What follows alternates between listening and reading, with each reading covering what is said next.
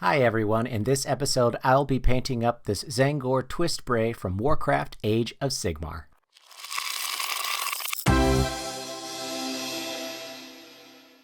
Alright, so I've gone ahead and based everything in gray, and that is going to be what I'm building all of these colors off of.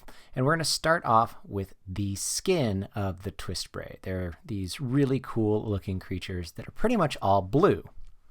So we'll be basing this in Kantor blue. I've got about a 50-50 mix. It's thinned down pretty well. And I will be doing 2 coats of this Kantor blue, just getting everything all over on the skin, being a little bit careful on the edges. And here you can see it with both of those dried layers. Now we're going to go ahead and get into his axes. Now I'm going to be using some chainmail silver, and you can see I've already done the axe blades, the bottoms, and the chainmail on his skirt. Going in with the armor and the belt, I have Balthasar gold.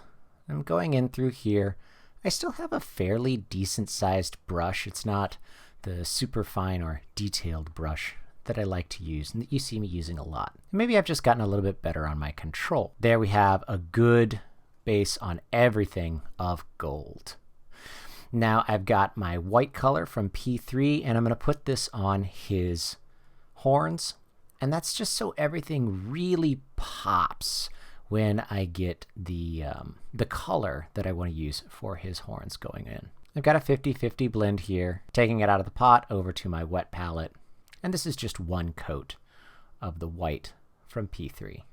Now that all of that's done, you can see I also did his talons and his beak.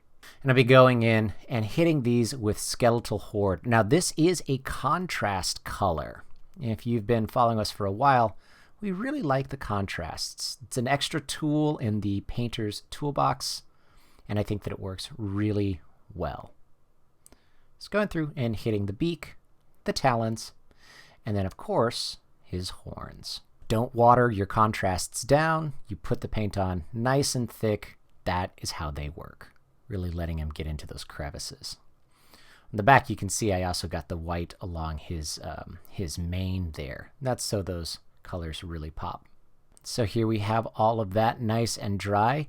And there is the mane I was just talking about. We hit that with the Carroburg Crimson.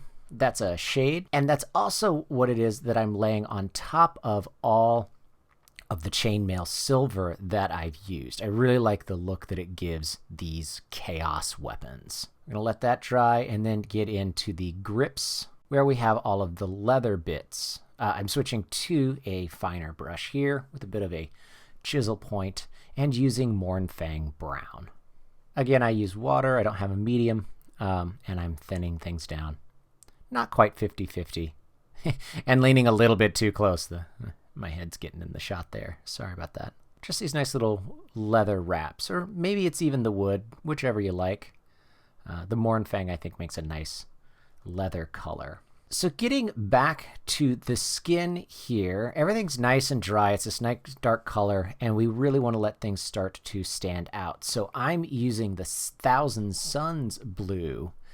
And again, I've got this thinned down, and I'm going through and just hitting all of these more raised areas, not letting it get into all of the crevices. I just want to give another layer, a little bit of depth and dynamic skin color.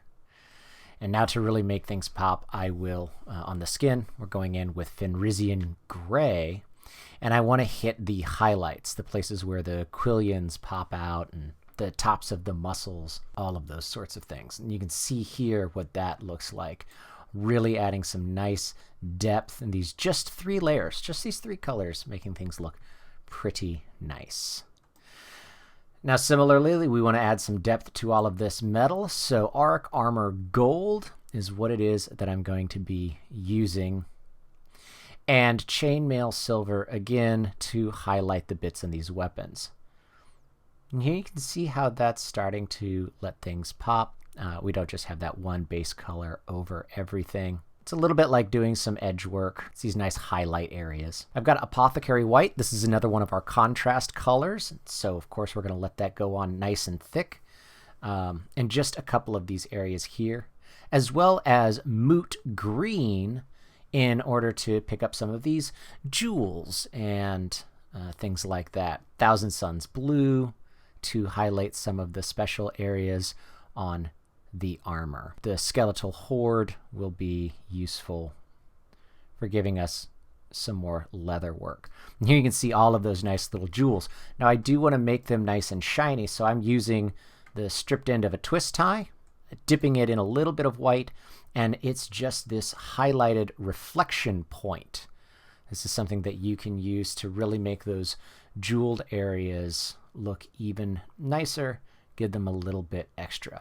This is also a technique that I like to use sometimes for working on the eyeballs as a way of dotting in the pupil. Yeah, I'm just going through, giving all these nice little shine points, these highlights. And here you have it, our twist bray from our Tzaangor army. So I hope you really enjoyed this video. If you like this, check out all of the other Warhammer and D&D and whatnot painting tutorials that we have up. Thank you so much to everybody, especially for our patrons. A big thanks to all of our patrons, and especially to Joan. If you want to support our channel, you can head over to our Patreon page and check out the different perks of being a patron. We put up videos every Tuesday, so until next time, I'm Ryan. Thanks for watching. Bye.